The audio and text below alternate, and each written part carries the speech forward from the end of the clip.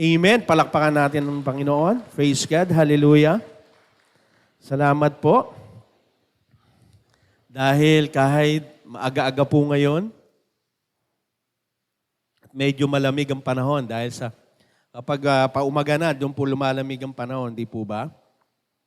Kaya po, praise God. Sino po ang masaya dahil alam mo na nabuhay ang ating Panginoon? Amen. Alam niyo po yung pag-ibig ng Diyos na nagiging ID natin. Kaya nga, di ba, sabi nga ng nakaraang message natin, nakaraang buwan, ang ID namin, ang ating ID ay pag-ibig.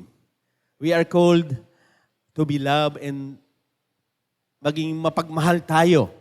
Ma-share natin yung pagmamahal nito sa iba. Alam niyo po, may isang Kristiyano ng pangalan ay John. At si John po ay pumupunta lang sa church every Christmas at muling pagkabuhay. Kaya nagtaka yung pastor. Sabi niya, makausap nga itong si John. Sino yung pangalan John dito? Wala, no? Sabi niya, isang Amerikano po ito. Na-curious kasi yung pastor. Sabi niya, ba't kaya itong si John na to? Ay tuwing Pasko lang, tsaka muling pagkabuhay pumupunta. Di kinausap siya ng pastor. Sabi niya, John, curious lang ako, bakit tuwing Pasko lang, tsaka pagkabuhay ka pumupunta? Sabi niya, pastor, secret service po ako. Ang secret service?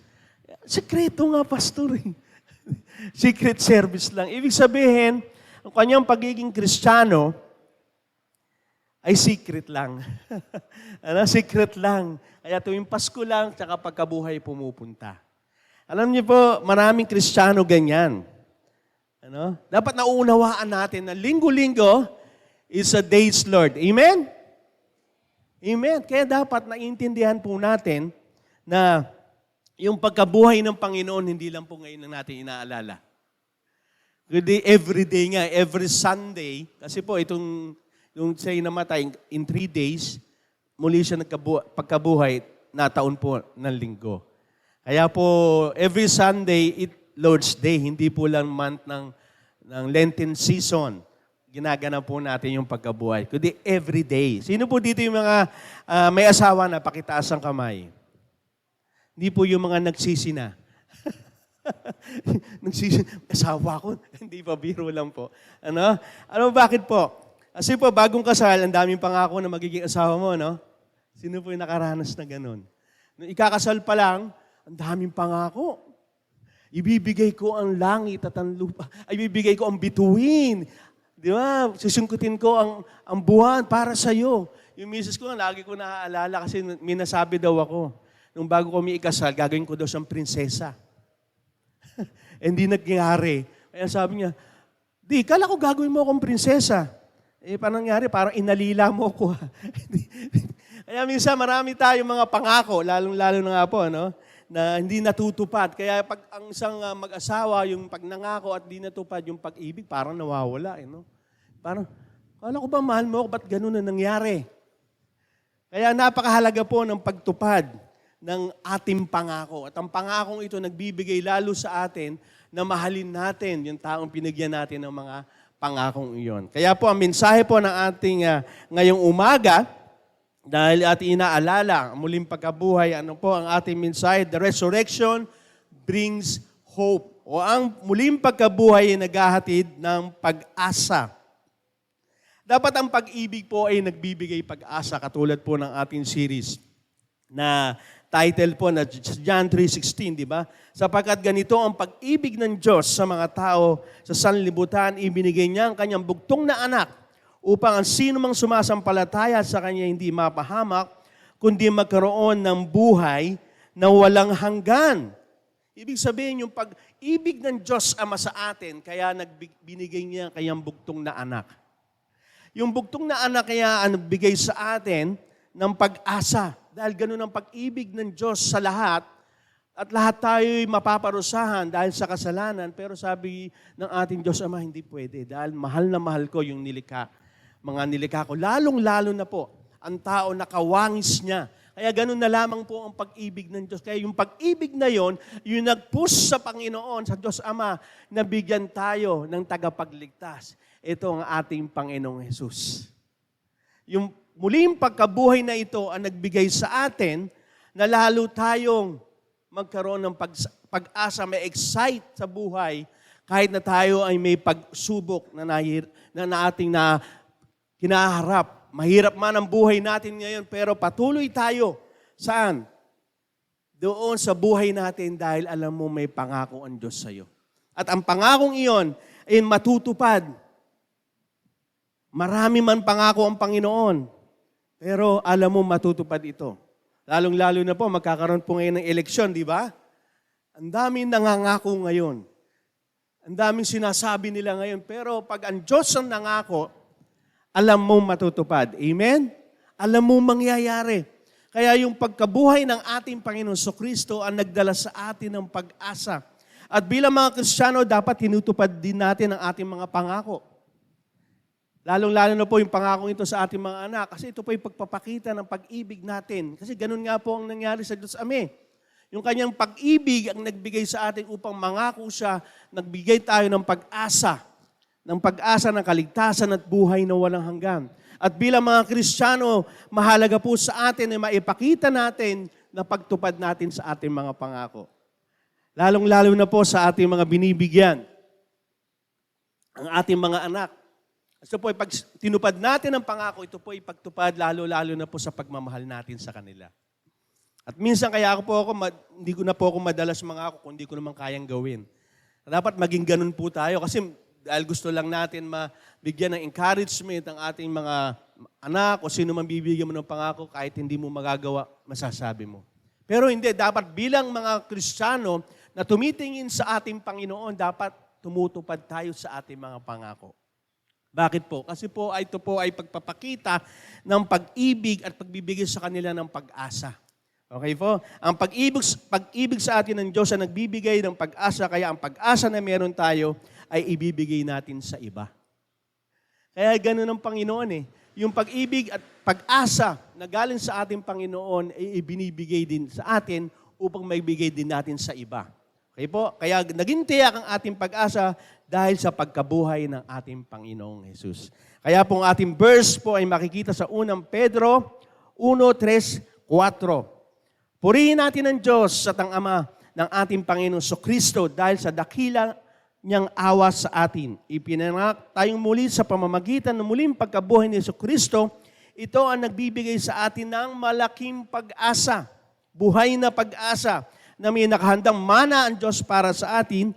Ang manang ito'y nasa langit, walang kapintasan, hindi nasisira, hindi kumukupas. Okay po? Nakita po natin, isinulat po ito ni Peter sa mga taga-Korinto, na kung saan sila po ay dumadanas ng persecution, dumadanas po sila ng paghihirap, dumaranas po sila kung saan papatayin po sila bilang sa kanila pong pananampalataya. Kaya ibinigay po ito ni Apostol Paul dahil para hindi sila masiraan ng loob. Na anuman ang kinaharap nila, anuman ang sitwasyon nila sa buhay, ay merong pag-asa.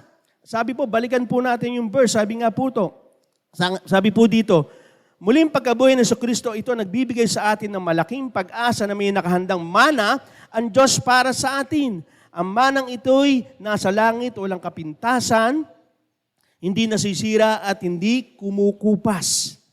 Kaya nung panahon po mga Kristiyano, grabe.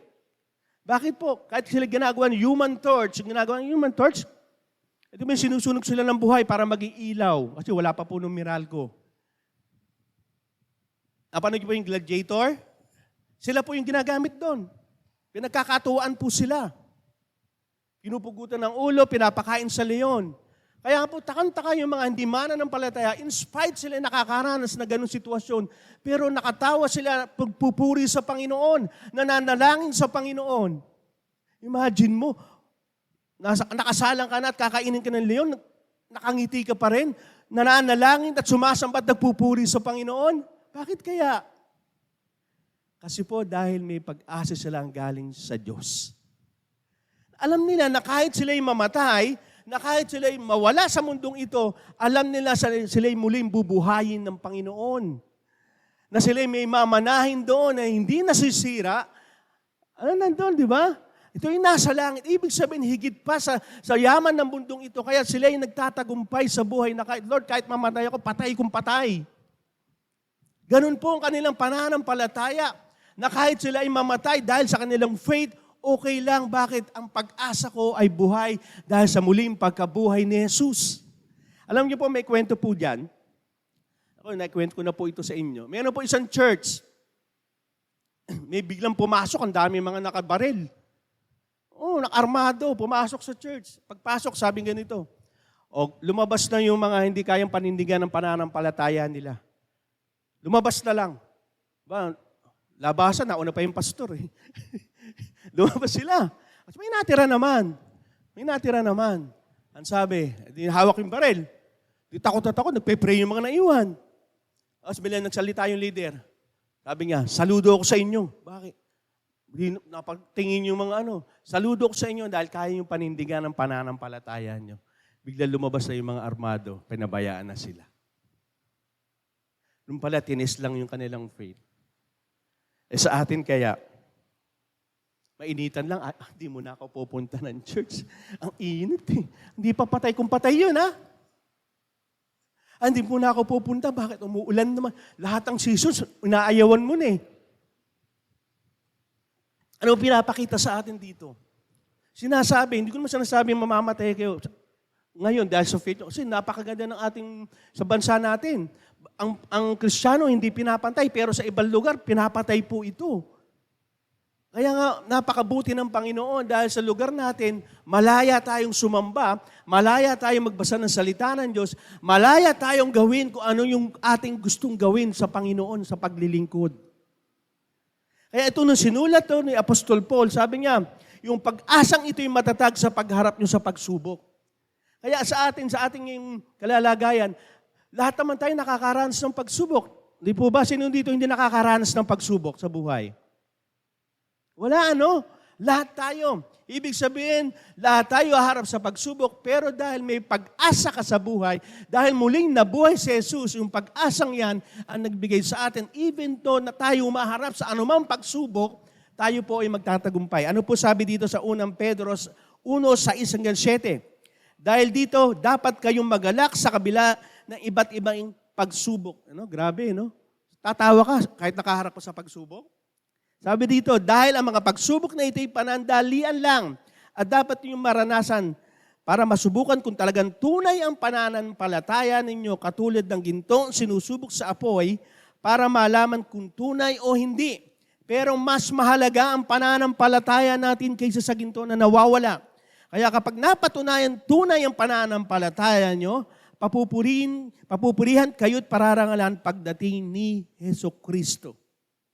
Lahat po tayo makakaranas ng pagsubok at problema.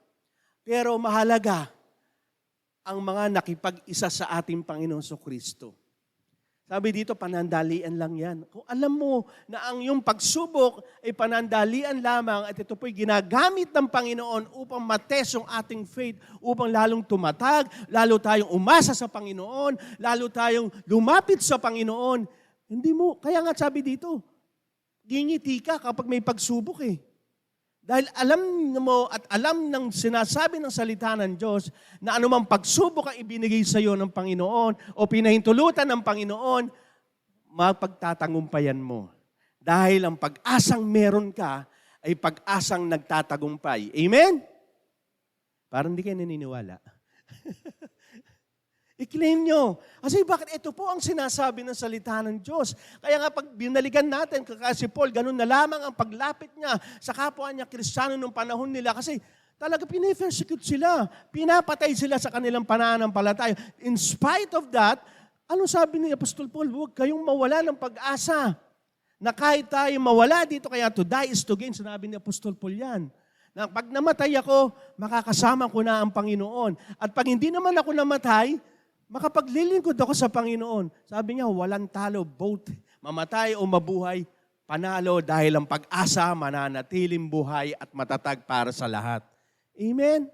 Kaya pag tayo umaharap ng mga pagsubok, okay lang, hindi boring. Alam niyo, pag walang pagsubok, boring. Yung napansin yun? Kasi lalo tayo na-excite, lalo tayong nagkakaroon ng pagsusumikap. Kahit pag nagtatrabaho ka, kahit mahirap ang trabaho, bakit? Bakit ka nagtatrabaho? Tanong ko sa inyo. Kasi may sweldo eh. Tama? Meron kang iniintay. Meron kang, alam mo, inaasahan. Kaya ganun din po sa atin bilang mananampalataya na kahit tayo nahihirapan sa ating faith, kahit tayo mga iniinsulto dahil sa ating pananampalataya at sa ating pagsunod nahihirapan ka, okay lang. Bakit? Dahil itong pag-asa na ito ang nagbibigay sa iyo ng push o pagtulak upang ipagpatuloy mo ang iyong pananampalataya dahil yung pag-asang ito ay higit pa sa yaman ng mundo na meron dito. Tanong ko kayo, ba't hanggang ngayon nandito kayo? Ba't hanggang ngayon, kahit 5:30, gigising ako ng 4 baka makapunta ako dito. Kasi bakit? Merong ibinigay na pag-asa sa atin na hindi kayang tanggalin ng mundong ito. At yun yung pag-asa na muling pagkabuhay na si Jesus at yun na pinaniniwalaan natin at yun ay nangyari sa atin, sa buhay natin, yung pag-asa na yun. At ang pag-asang ito ay sobrang tibay. Sabi nga po dito, ang buhay kasama sa Kristo ay isang walang katapusang pag-asa. Kung wala siya, ang pag-asa ay wakas na. Ang pag-asang ito, magpapatuloy. Kahit mawala man tayo sa mundong ito, magpapatuloy yung pag-asang yan. Ang pag-asa na tayo papupurihan, pararangalan pagdating ni Jesus. Yan po sinasabi sa salita niya. Yan po ang katotohanan. Kaya ganun na lamang ang mga Kristiyano noon. Bakit po? Kahit sila ay kinamumuhian ng marami nung pagkakataon na yun, nung panahon na yun, okay lang. Bakit? Alam nila kasi pagdating ng Panginoon sa Kristo, aharap ang lahat ng tao. Kasama ni Kristo, aakyat ang mga pinili niya, mga mamamayan, mga lingkod niya. Tayo'y pararangalan kasama niya. Sad to say, sinabi rin po sa Book of Revelation, tayo po ang husga sa mga hindi sumasampalataya. Yun po ang katotohanan. Kaya pag si Kristo'y pinapurihan, niluwalhati, kasama po tayo. Lahat po tayong mga mananampalataya. Sino po dito mga mananampalataya ni Jesus? Amen. Lahat po tayo kasama dyan. Kung dito sa lupa hindi ka pinararangalan, kung dito sa lupa ikaw ay minamaliit ng marami, okay lang, basta sumunod ka lang sa Diyos. Kasi darating ang panahon, lahat ng mga hindi sumusunod, lahat ng mga sumusuway, parurusahan ng Diyos. Pero ikaw, dahil sa pag-asang meron ka, papupurihan ka kasama ng Panginoon. Ang pag-asa sa Biblia ay isang moral na katiyakan na ang mabuting inaasahan natin at ang pagnanais na magawa ito yung mangyayari dahil ito ang sinabi ng Diyos. Naniniwala kayong tapat ng Diyos? Naniniwala din kayo na may mabuting plano sa inyo ang Panginoon? Dahil sa pag-asang galing sa Panginoon. Amen? Pag sinabi ni Lord, mangyayari dahil tapat ang Diyos. Ang katapatan ng Diyos, hindi mo kayang sukatin. Yun ang maganda. Kaya nga sa panahon ngayon, maging manalangin tayo sa pagpili natin ng mga ilalagak natin, mga mamumuno. Kasi nga, hindi sila, lahat ang sinasabi nila, hindi naman talaga mangyayari. Ang Diyos lang ang pwede magsabi na gagawin niya. Amen? Kaya nang sinabi ng Panginoon na muling nabuhay ang ating Panginoon at ito ang naging pag-asa natin, ang nagbigay sa atin, na lalo na ang pag-ibig ng Panginoon ay naipakita. Ang muling pagkabuhay ang nagbigay sa atin lahat ng kanyang pangako ay mangyayari. Alam niyo po ba lahat? Lumang tipan pa lang sinabi na. Sa maraming aklat po idon. Kay Isaiah, may isisilang na Emmanuel na manggagaling sa Jerusalem. Kaya marami, doon po makikita natin pag ito po na sila ay si Jesus eh. Di ba marami nakiklaim na sila si Jesus? Di ba? Kaya doon makikita mo lang na dito mga bulaan po, ano to. Kasi ang si Jesus lamang ang manggagaling sa Jerusalem. Eh marami po nakiklaim na sila si Jesus ay galing sa Pilipinas. Galing sa ibang lugar, hindi sa Jerusalem. Eh hindi po totoo yun. Kasi ang sinasabi po sa katotohanan na si Jesus ay manggagaling sa Jerusalem at totoong nangyari. Nangyaring sumakay sa donkey. Di po ba? Nangyari. At nangyari din yung mamamatay siya dun sa krus at muli siyang mabubuhay.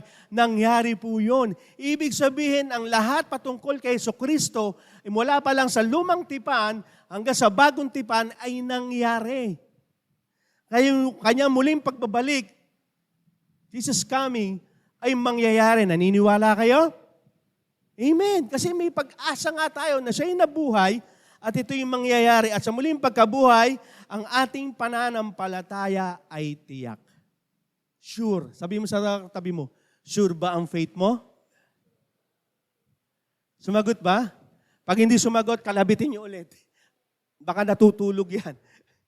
Sure ba ang faith mo? Bakit? Totoo po yan. Unang Korinto 15:13-14. Kung totoong walang muling pagkabuhay, nangangahulugan na maging si Kristo ay hindi rin muling nabuhay. At kung si Kristo hindi muling nabuhay, walang kabuluhan ang aming pangangaral, wala ring silbi ang inyong pananampalataya.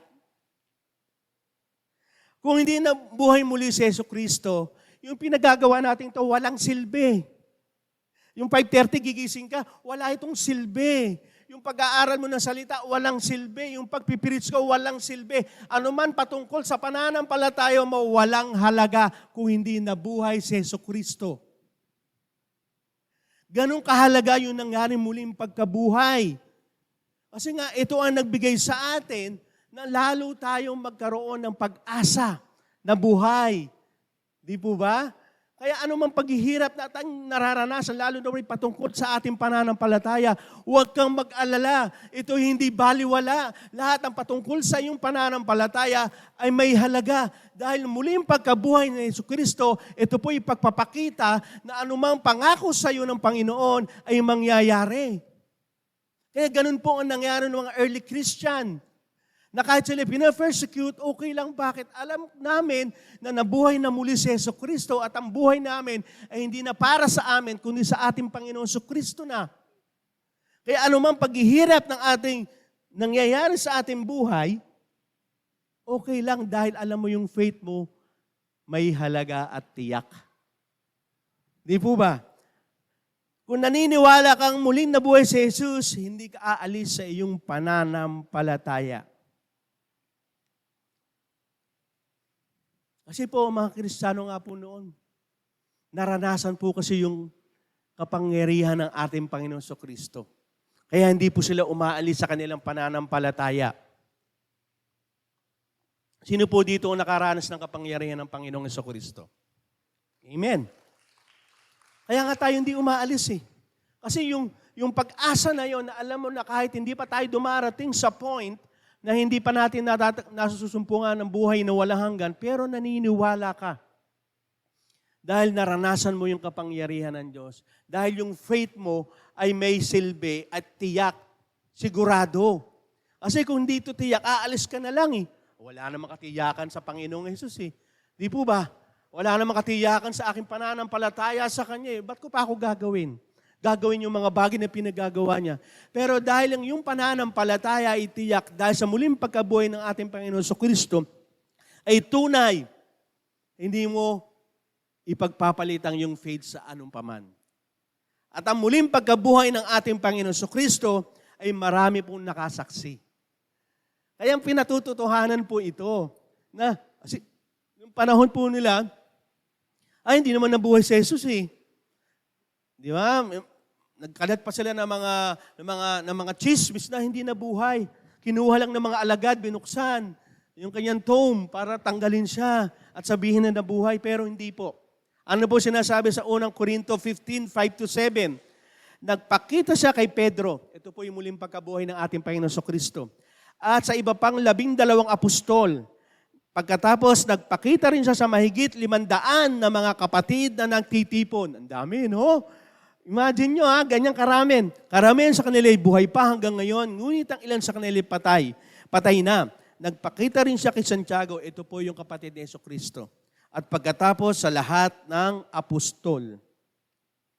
Merong katibayan na nabuhay na muli si Jesucristo. Yan po ang nagpapatunay na hindi lang isa, hindi lang 12, kundi 500. Ang dami. Maging yung kapatid niya. Alin po si kapatid ni Santiago? Nung nabubuhay po si Jesus, hindi po yun sumasampalataya sa Kanya. Pero nung muling nabuhay si Jesus, naniwala. Bakit po kaya? Kasi bakit? Kasi nung unang panahon, kasi ang Mesaya hindi manggagaling sa karpintero, hindi manggagaling sa sabsaban, hindi sasakay sa donkey. Alam nilang tagapagligtas ay manggagaling sa langit Suot ang robe, suot yung makapangyarihan, dala ang kapangyarihan, at hindi maghihirap at hindi mamamatay. Pero yun po ang mangyayari. Kaya nung muling nagpagkabuhay ni Jesus, ay talagang nagpakita ng pagkabuhay na pag-asa sa atin at noong panahon na yun. Ganon. Kaya nung nakita nila, lalo nagpatibay ito para sa kanilang lahat. At sa ating lahat, tiyak na marami ang nagpapatunay ngayon sa ating lahat. Kahit hindi natin nasaksihan nung panahon na yon, pero alam natin na nabuhay ang ating Panginoon. Amen? At hindi lang Lenten season, ha? Baka tuwing, Pastor, kasi Biyernes patay si Kristo. Hindi na mamamatay si Kristo. Once na siyang nabuhay at hindi na po siya mamamatay, yan po ang katotohanan. Kaya yun po ang sinasabi sa atin ng Panginoon. At ang muling pagkabuhay ay hindi inilihim mula noon hanggang ngayon. Yung noon nangyari yon, hanggang ngayon hindi po inilihim yon. Ano po sabi dito sa Gawa 26:24-26, sabi po dito, habang nagsasalita pa si Pablo, sumisigaw si Festus, Pablo, naloloko ka na yata. Ito po yung pinatatohanan ni Paul na nabuhay si Kristo. Sinira na ng labis mong karunungan ng ulo mo. Sumagot si Pablo, kagalang-galang na Festus, hindi po ako naloloko. Totoo po ang mga sinasabi ko at matino ang pag-iisip ko. Ang mga bagay na ito alam ni Haring Agripa, kaya hindi ako natatakot magsalita sa kanya. Kahit si Haring Agripa, alam niya po na nabuhay na muli ang ating Panginoong Kristo. Nasisiguro kung alam niya talaga ang mga bagay na ito dahil ang mga ito hindi nangyari sa lihim lang. Ibig sabihin, handa si Paul na mamatay na sa kanyang panindigan, si Jesus ay muling nabuhay. Kahit sa harapan po ni Haring Agripa, ni Festus, na ayaw nilang maniwala, lalo na po si Festus, hindi, naloloko ka na. Dati kang mamamatay Kristiyano ka ngayon.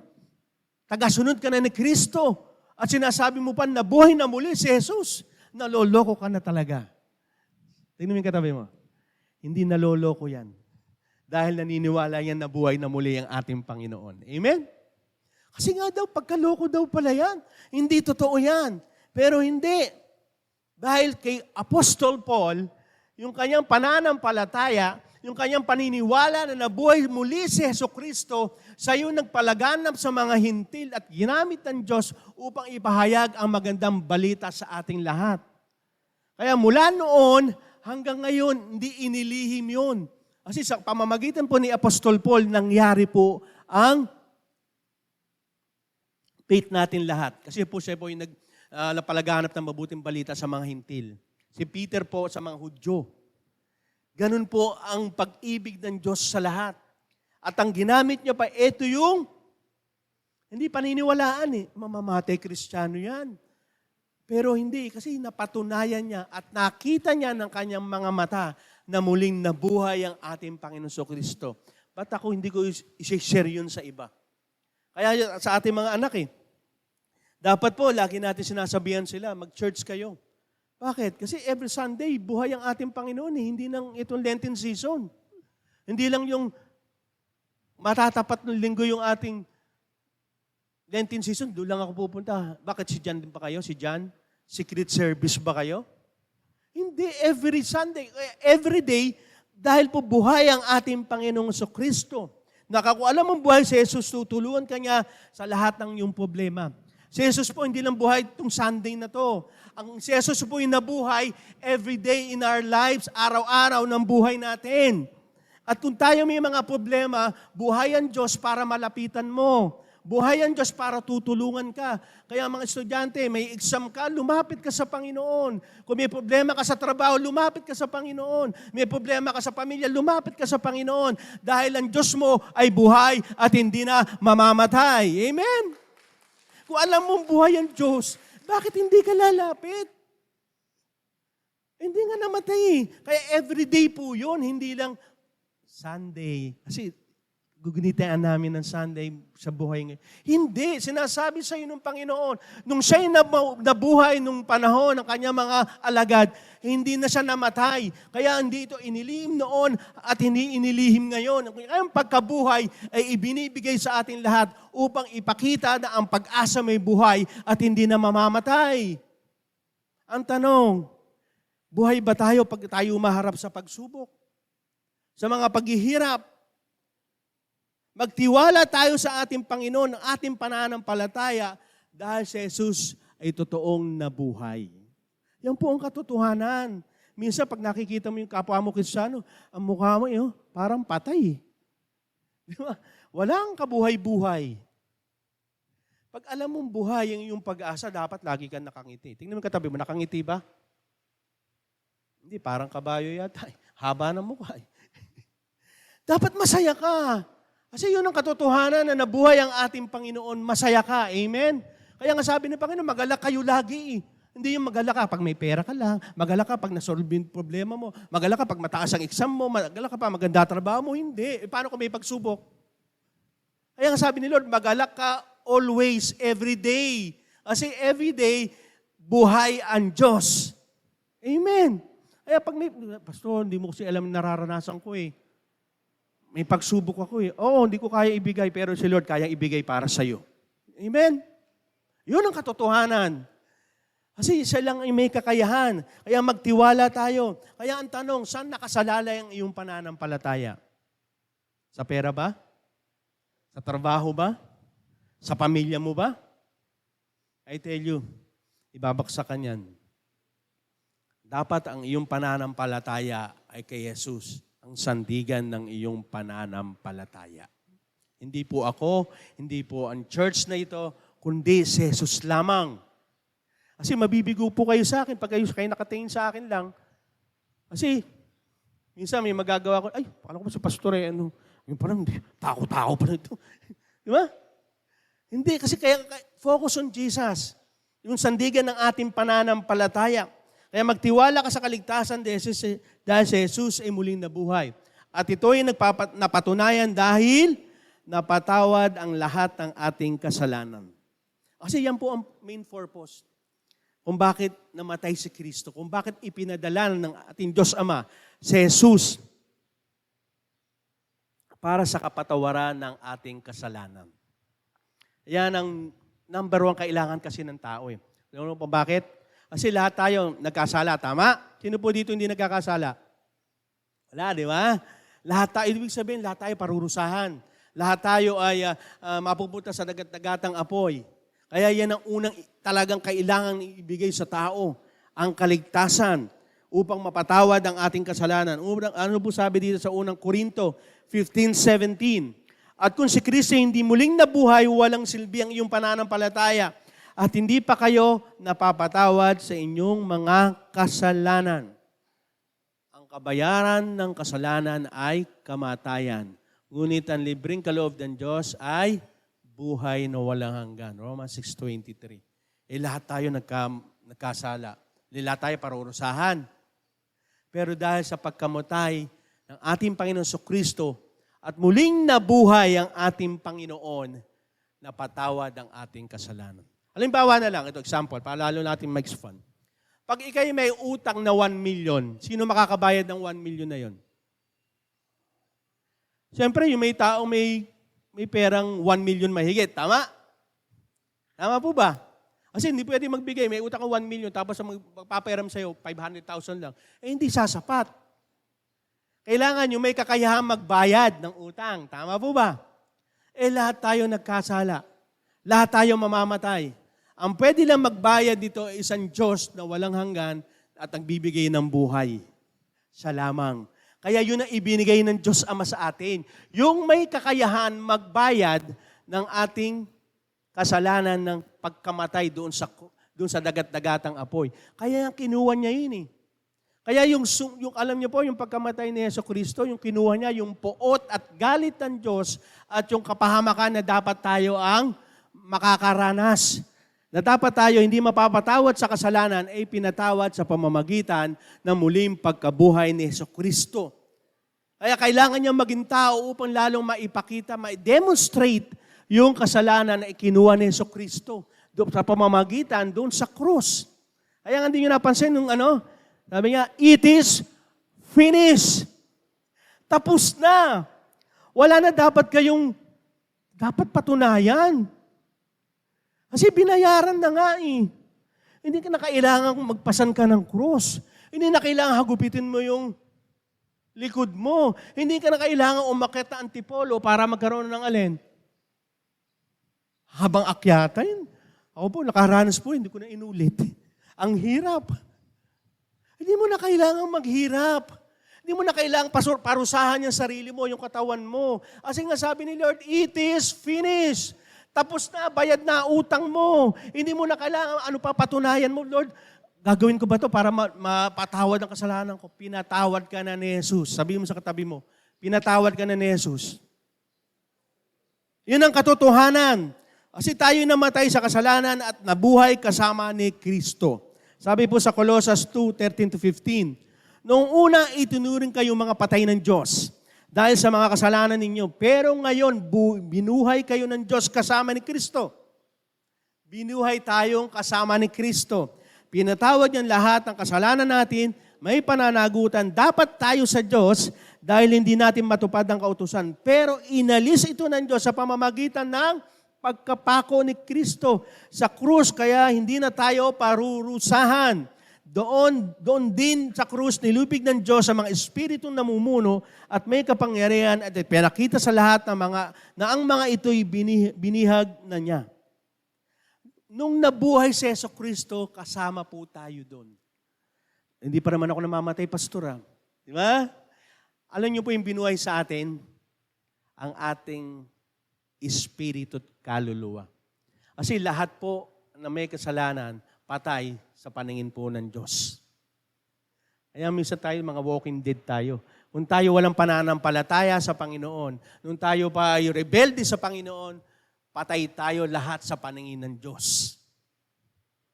Pero nung muling nabuhay ang ating Panginoon Kristo, muli rin tayong binuhay ng Panginoon. Yun po ang katotohanan. Binuhay kang kasama ni Kristo upang magkaroon ka ng bagong buhay. Di ba napansin nyo noon nung wala pa tayong pananampalataya sa Diyos? Wala man tayong pakialam eh. Kaya nga sabi sa Book of Ezekiel, bibigyan ko kayo ng bagong puso, ng bagong espiritu. Ano ba yung bagong puso na yun? Bagong lamang na puso na yun. Ito yung puso na may pakialam na. Pusong may pag-ibig. Kasi yung pusong bato, wala kang pakialam. Ano ko sa'yo? Bahala ka sa buhay mo. Di ba? Pag tayo sumasakay sa jeep, nalibre ka. Buti na lang, wais ako. Hindi ako nakapagbayad. Ngayon, nung ikay binago na ng Panginoon, ay kawawa, hindi man ako nakapagbayad, sorry. Baka kailangan to ng pamilya niya. Di ba? Kapag sobra yung sukli sa'yo ng mga binibilan mo, mahina ka kasi samat yung nagbigay. Hindi ko kasalanan yun. Pero ngayon, hindi. Ay, ma'am, sir, sobra po yung binigay nyo. Bakit? Meron ka na kasing espiritu galing sa Diyos. May pag-ibig ka na. Alam mo na yung tama. Kaya yung muling pagkabuhay na yan, muli tayong iniligay ng Panginoon kung saan si Lord uli ang nagdedetermina ng ating buhay. Kasi po na nagkasala si Eva at Adan, sabi nila, kami ang magdedetermina ng buhay namin. Yung namatay si Kristo doon sa cross at muli nabuhay at tinanggap mo siya bilang Panginoon tagapagligtas, hindi lamang po tagapagligtas ang tinanggap mo, kundi yung Diyos na magdidetermina ng buhay mo kung ano ang tama at mali nasa iyong buhay. Ano yung napapansin? Hindi na dapat kaya yung nasusunod mula tayo nanampalataya sa Panginoon, kundi si Jesus na. Kasi muli kang nabuhay. Yung pagkabuhay na yan, na hindi dapat ikaw ang nasusunod, kundi na ang Diyos na. Kasi yung dating meron ka, makasarili yan. Yung pag-ibig na meron ng Diyos, yan ang i-adapt mo. Kaya sabi ng Panginoon, magmahal kayo na katulad ng pagmamahal ko. Kasi yung pagmamahal ng Diyos, hindi makasarili. Nakatuon lagi sa Diyos. Kaya nung binago tayo ng Panginoon, binuhay na muli, alin binago sa atin? Isip, transformed by renewing your mind. Na kung saan, yung isip na yan, bibigyan tayo mula sa katotohanan at salita ng Panginoon. Kaya nung tinanggap natin ang ating Panginoon Kristo, sabi mo sa katabi mo, bayad na utang mo. Wala ka na isipin pa. Ano man meron ka ngayon, bayad na yan. Yan ang sinasabi ng Panginoon, magtiwala ka na pinatawad ka na ng Diyos sa iyong kasalanan. Alam niyo po bakit mahalaga po ito? Marami pa rin pong Kristiyano hanggang ngayon. Sad to say, pag pinag-uusapan yung nakaraan, hanggang ngayon damapanin nila. Hindi kayang patawarin ni Lord yun kasi karumal-dumal yung ginawa ko. Siguro pag narinig to ng ibang tao, baka sabihin, layuan ako. Pero sabi ni Lord, may sinabi po ba? Pinatatawad ko lang yung mga, namili ba siya ng mga sin na patatawarin? Tingin niya. Hindi naman, di ba? Pinatawad niyan lahat eh. Kaya sabi ni Lord, move on na. Sabi mo sa tabi mo, move on na tayo. Huwag na tayo mamuhay sa nakaraan. Kasi madalas tayong ganyan eh. Ang tagal-tagal na, si Lord kinalimutan na. 10 years ago, ikaw hindi mo pa kinalilimutan. Sinusumbat mo pa. Si Lord hindi nanunumbat. Kaya ngayon na mga nagpapako sa Kanya, sabi ni Lord, Lord, patawarin niyo po sila dahil hindi po nila alam ang kanilang mga ginagawa. Kaya yung sin natin, patawad lahat yan eh. Ang gusto lang ng Panginoon, huwag mo nang gawin yun ulit. Kasi nga, meron ng Espiritong galing sa Diyos na nagbibigay sa'yo na piliin mo yung nakalulugod sa Kanya, hindi yung nakalulugod sa'yo. Bakit? Pinatawad ang ating kasalanan para hindi na mahatulan ng kaparusahan. Sabi ko nga po sa inyo, lahat tayo parurusahan. Hindi lang po pinatawad yung kasalanan natin, praise God. Kundi, alin, yung kaparusahan, wala nang mag-judge sa atin. Di ba, ang kaaway, lagi tayo tinuturo, naku, wala kang pag-asa. Yung nagawa mo kasalanan, naku, parurusahan ka ng Diyos. Hindi na. Kaya nga sabi ng Panginoon, muling pagkabuhay ni Jesucristo ang nagbigay ng pag-asa sa atin. Ano man ang panduduro ng kaaway sa iyo na hindi ka mababago, hindi ka na magkakaroon ng magandang buhay, I tell you, wag mong pakinggan yan. Dahil ang sinasabi ng Panginoon, ang lahat ng na kay Kristo ay hindi na muling parurusahan pa. Amen? Yun ang katotohanan dahil sa pagkabuhay ng ating Panginoon Jesucristo. Kaya wag mo nang ano yung mga nakaraan mo. Hindi ako parurusahan pa rin ako. No, ganun kabuti nga ang Diyos. Kasi nga yung kanyang buktong na anak, ibinigay. Ano pa kaya hindi niya kayang ibigay para sa atin? Ano po sabi dito sa Roma 8:1-2? Kaya ngayon, hindi nahatulan ng kaparusahan ang mga nakay Kristo. Sino po dito mga nakay Kristo? Ayun po, alam niyo po bakit? Kung bakit lagi po sinasabi yon? Bakit mahalaga yung na kay Kristo? Ipinapakita lang po ng Panginoon ang lahat ng sumasampalataya sa Kanya ay wala na sa kaparusahan. At binibigyan din niya yung mga disobedient, yung mga nagre-rebelde sa Kanya, yung mga ayaw sumunod sa Kanya, mapaparusahan. Pero kung mga na kay Kristo ay alin, hindi na parurusahan ng Panginoon. Sabagat sa pagkikipag-isa natin kay Kristo Jesus, pinalaya na tayo sa kapangyarihan ng kasalanan. Yun na nga po sinasabi ko eh. Pag ipo'y nakipag-isa na, have unity in Christ, ibig sabihin, iisa na kayo. Ang namamayani sa kapangyarihan ay ang ating Panginoon Kristo. Kaya yung kapangyarihan, hindi ko kaya kasing talikuran ng aking kasalanan. Kaya, hindi mo talaga kaya. Kaya nga may unity nangyayari, pakikipag-isa, upang yung kapangyarihan ni Kristo na muli siyang nabuhay, siyang tatalo sa anumang kasalanan na ay ang hirap-hirap mong tanggalin. Yung napatunayan, sa buhay ko po ganon. Ang hirap kong tanggalin yung bisyo ko. Sabi ko nga, bata pa lang, high school ako, meron na to eh. Mula nung nag-asawa ko, mahirap tanggalin. Pero ako'y nakipag-isa sa ating Panginoon Kristo, yung hindi ko kayang gawin, posibleng gawin ng Diyos dahil sa kapangyarihan niya. Lalo nung pinatunayan to, na muli siyang nabuhay, ibig sabihin, yung patay mong buhay, magkakaroon ng buhay na muli dahil sa muling pagkabuhay ng ating Panginoong Jesus. Amen? Kaya hindi ko kaya, Pastor, ang kasalanan ito. Kaya ni Jesus yan dahil sabi, napagtagumpayan ko na ang lahat. Ikaw na lang hindi. Bakit kaya? Kasi nga, wala yung pakikipag-isa. Ano ba yung pakikipag-isa? Siya po ang dapat nasusunod. Siya po dapat ang may karapatan na sa buhay mo, hindi na ikaw. Dahil lang nga sa pag-ibig ng Diyos, we are having a free will na gawin ng lahat. Pero ang sabi din sa kasulatan, hindi lahat ng kalayaan mo ay makakabuti sa'yo. Ganun ng Diyos eh. Pero lagi tayong sinasabihan, Lord, anak, makakasama sa iyan. Ganun kabuti ang Diyos. At tuwing tayo titingin doon sa cross, tumingin tayo na buhay ang Diyos at muli siyang nabuhay. Ibig sabihin, anumang kasalanan kaya niyang patawarin, anumang kasalanan pwede niyang tanggalin sa buhay mo.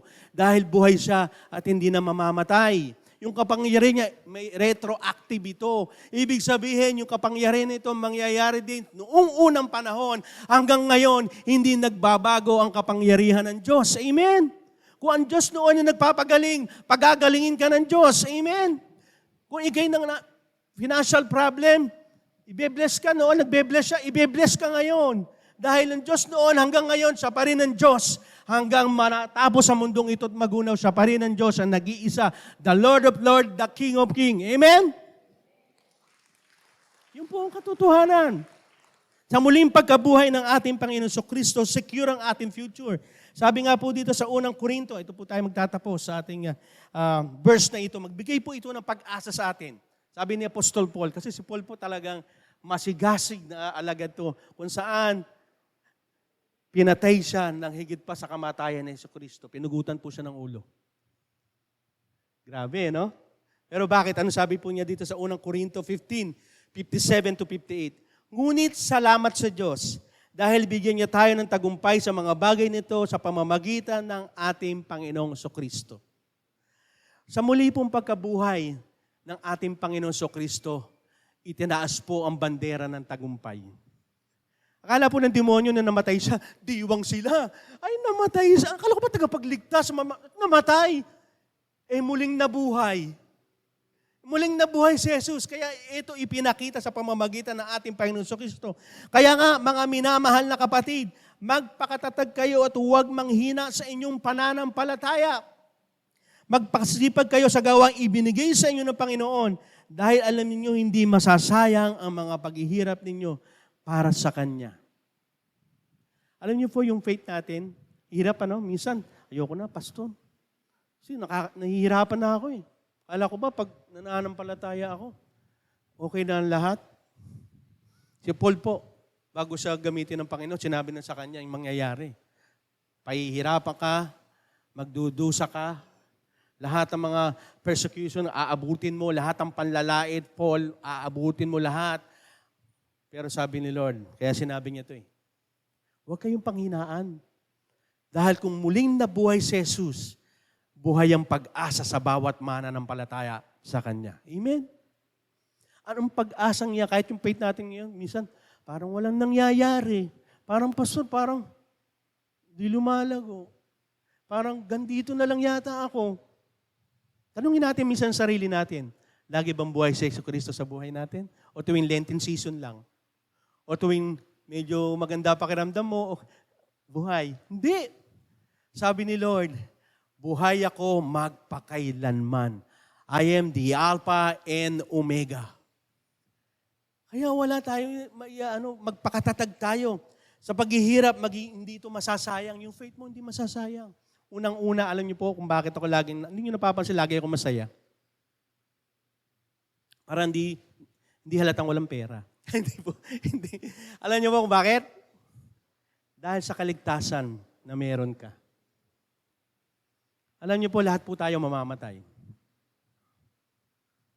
Pero darating ang panahon sa pagkamatay natin, haharap tayo lahat sa Panginoon. At sasabihin sa iyo, well done, my son and daughter. Amen? Napakabuti mo, anak, at sumunod ka sa akin. My good and faithful servant. Kaya yung mga ating pananampalataya, tiyak po yan. Lalong-lalo na kung alam mo pinatawad ka sa kasalanan mo. Lalo yung future sin mo. Kasi nga, nung namatay si Yesu Cristo, wala pa naman tayo doon. Di ba? Totoo yun Sino nandun na nung namatay si Cristo? Ba? Immortal ka. Hindi, wala pa tayo Ibig sabihin yung future sin natin, binayaran na. Kaya, secure yung future natin Kaya anuman na pinagdadaanan natin yung paghihirap, alam ni Lord yan. Nakikita ni Lord yan. Kaya nga sinabi natin no 1 Corinthians, di ba? Yan ay panandalian lang. Hindi mag-i-stay yan. Sino po dito yung nakapanood ng ating film showing ng Friday? Ganda, di ba? Ang daming umiyak. Ganda po kasi bakit po? Kasi yung pag-asa, buhay. Dahil nabuhay na muli ang ating Panginoon Kristo. Amen? Kaya tagumpay ka dahil nabuhay na muli si Jesus. Amen? Amen. Let us pray. Manalangin po tayong lahat. Ama naming Diyos, tunay nga po, Panginoon, na habang kami nandito sa mundong ito, hindi po kami Accepted, Panginoon, sa mga pagsubok, paghihirap, pagtitiis. Lalong-lalo na po sa aming pananampalataya. Na minsan, Panginoon, nakatuon kami sa mga bagay na nagpapahirap sa amin. Mga bagay, Panginoon, na nagpapalungkot sa amin. Pero Lord, sa umagang ito, lalo mo pinagtibay. Na tumingin lang kami doon sa cross. Tumingin lang kami, Panginoon, doon sa muli mong pagkabuhay, Panginoon. Sapat na, Panginoon, upang hindi kami mawalan ng pag-asa. Dahil ang pag-asang ito nag-i-strive sa amin, Panginoon, na magpatuloy sa aming pananampalataya. Lalong-lalo na po ang aming pananampalataya ay tiyak sigurado may pupuntahan. Hindi mawawalan ito ng silbi. Kundi, Lord, sabi niyo nga po, Panginoon, may mana kaming makakamtan. Lord, mana na kung saan inihirit namin yung isang Diyos na may kapangyarihan sa lahat, na Kanya ang lahat ng ito, na lahat ng nilikha Niya. Magmamana kami sa isang Diyos na hari at Diyos na mga Diyos. Hindi pa ba kami magagalak, Panginoon? Hindi ang pagsubok, hindi ang mga pagtitiis, hindi ang mga problema, hindi ang mga sakit, hindi ang mga anumang paghihati ang amin nararanasan upang magpawala ng aming pag-asa. Kundi Lord, sabi mo, lagi kami tumuon sa inyo, the foundation of our faith. Kayo po yun, Panginoon. Turuan mo kami, Panginoon, na laging buhay yung pag-asang ito, sapagkat kayo'y buhay magpakailanman. At ang pag-asang ito, Panginoon, na magdadala sa amin, na kaya naming harapin ang anumang pagsubok, anumang paghihirap, lalong-lalo na po sa aming pananampalataya. Lord, tignan namin ito, na may buhay, at dahil kayo muling nabuhay, Panginoon. At ang pag-asang ito'y buhay at di na mamamatay, magpakailanman. Lord, turuan mo kami, Panginoon, na mamatay sa aming sarili every day. Sapagkat ang makasariling buhay na ito ang magdadala sa amin lagi sa kapahamakan. Ngunit yung mga nakipag-isa sa inyo, Lord, magkakaroon ng korona ng buhay. Magkakaroon ng mga hinanda mo dun sa langit. Hindi nasisira, hindi nawawala, hindi nananakaw, Panginoon. Huwag namin ituon sa mga buhay, sa mga makamundong bagay dito na panandalian lamang. Sapagkat lahat, Panginoon, kami mamamatay. Sapagkat sinabi niyo po, itinadhana niyo sa tao mamatay at ang kasunod nito'y paghuhukom. Lord, baliwala ang lahat ng ito kung wala kayo, Panginoon, sa buhay namin. Kung wala yung buhay na walang hanggan, sapagkat sa kabilang buhay, may hinanda kayong tunay na buhay at kasiyasiya. Ganap na buhay, Panginoon. Kaya Lord, turuan mo kami. Sa inyo lamang tumutok. At ang pag-asa hingin namin sa inyo. Sa muli niyong pagkabuhay, Panginoon. Turuan niyo kami dahil binigyan niyo ba kami ng bagong puso, kaisipan, espiritu na bago, na masunurin na sa inyo. Upang sa ganun, Lord God, ang tagumpay ay nakukuha namin sa pamamagitan ng aming Panginoon sa Kristo. Hindi sa aming lakas, hindi sa aming talino, kundi sa inyo lamang, Panginoon. Lord, salamat po, Panginoon, sa salita mo, sa katotohanan, sa pangako mo, at sa pag-asa na namuli kayong nabuhay. Ito po ang paniniwalaan namin. Sapagkat ito po yung nangyari, totoo at tapat kayo sa lahat ng sinasabi niyo. Lord, salamat po, Panginoon. We give you glory. We give you honor. In Jesus' name we pray. And all of God's people say, Amen. Amen. Palakpakan natin ng Panginoon. At sa